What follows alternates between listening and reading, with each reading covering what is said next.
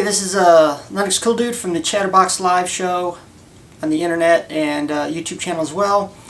And this is kind of a video response to Ron Knight's. He wanted other broadcasters, podcasters, YouTubers to kind of show how we do things behind the scene, and I thought it was a great idea, so that's what I'm going to try to do. I do have an updated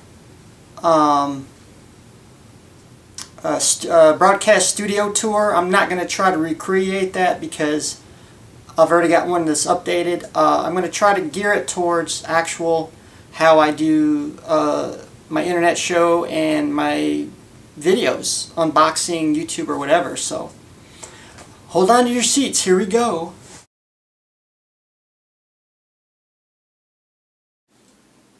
Okay, we're here in my broadcast studio, and I'm showing you the hardware side of things.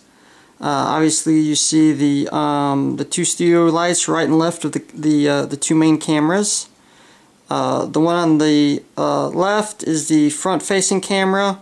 The one on the right is the widescreen camera. So normally I use two during the show. The one on the left I use also for YouTube videos, unboxing videos and other things. And let me go ahead and zoom in on it a little bit.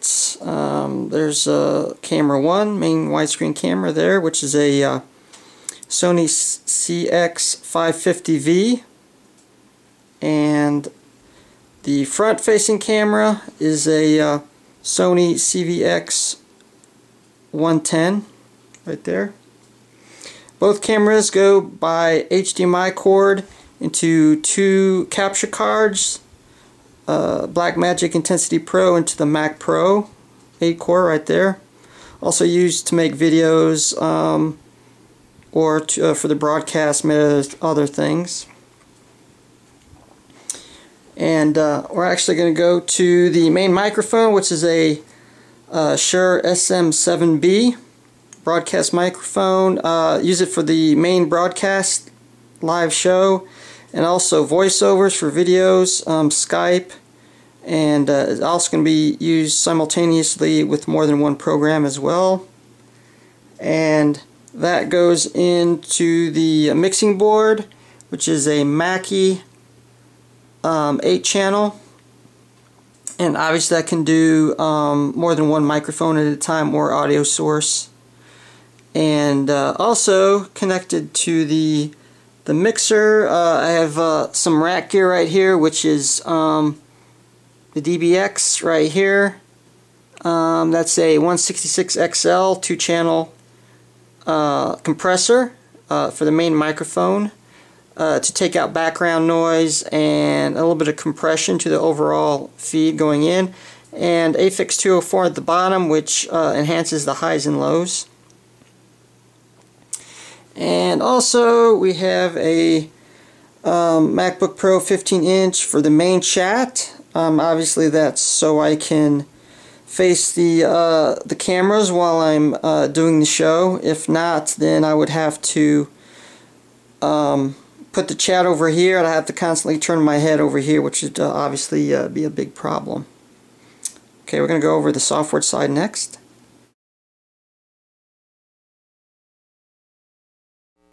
Hi guys, I'm back. I just showed you the hardware side real quick, and now I'm going to show you the software side on the Mac Pro, which is actually quite a bit of things. First thing I'm going to go over is actually the main broadcasting software, Wirecast, which is right here. I'm going to go ahead and do it widescreen. And now I can actually do a couple of things with it. I can broadcast out to Justin TV, Ustream, or many other sites, or I can record a disc to upload as a YouTube video, or I could do both at the same time simultaneously, broadcast out while I'm recording the disc, which I do sometimes. And which is right over here. Look on the upper left hand side where it says broadcast, obviously out to the streaming site, normally Justin TV.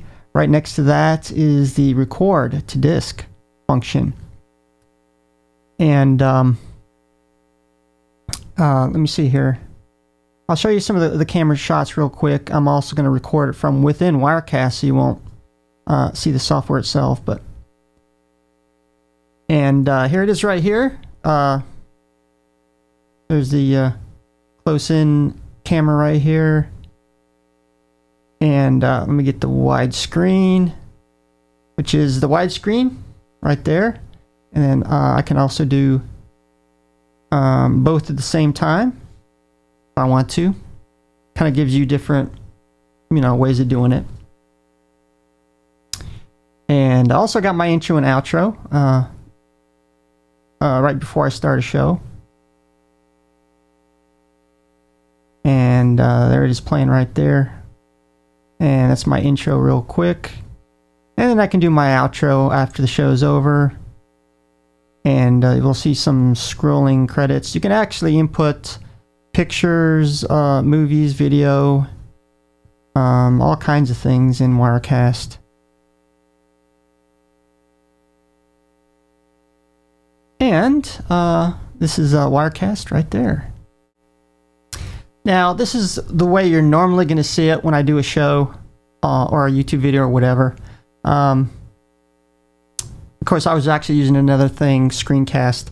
Of course, this is the close-in shots when, possibly YouTube video, unboxing, whatever.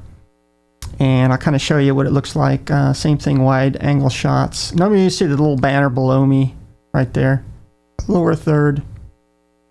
And of course the widescreen shot right there from the main widescreen camera, and then obviously both at the same time if I want to. And it mixes it up, makes it a little bit more interesting. I don't think I normally don't use more than 2 cameras. Occasionally I might use a USB camera overhead shot or something, but kind of rarely. And I figure I'll show you what it actually looks like directly from the software. Now, this is a very important software if you are broadcasting live and you want to bring in other people, like guests or co-hosts or whatever, using Skype. And obviously you can use bring in their video using with Wirecast. I use Desktop Presenter, capture the video and input it into Wirecast. And let me see if I can bring up some video so you can see that as well. And hopefully it's going to use the webcam so you'll see that. And of course the video is not that great. It's just on the built-in webcam for the monitor. It's not that great. And like I say, I just can capture that video from Skype directly into Wirecast. And now this is version 5.3 for Mac, and usually I don't have an account, so I can only do 1 video at a time. If I get the paid version, I think I can do up to 5 at one time. Capture the desktop, I primarily use iShowU HD, and which I actually made quite a few videos for this, video clips for this video itself. And actually I'm recording with it now, so it's some of the things are blanked out. You won't be able to see it. And that's pretty much what I use that for. Recording software on the computer, reviewing software applications and things like that. That's what I'm going to use iShowU HD. And back again, and I'm going to show you what I use to make my pre-recorded videos. Well, as far as the ones I don't use in Wirecast recorded disc.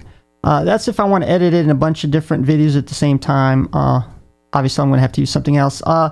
Probably the main one I use is iMovie. It's fairly fast, efficient, and it works.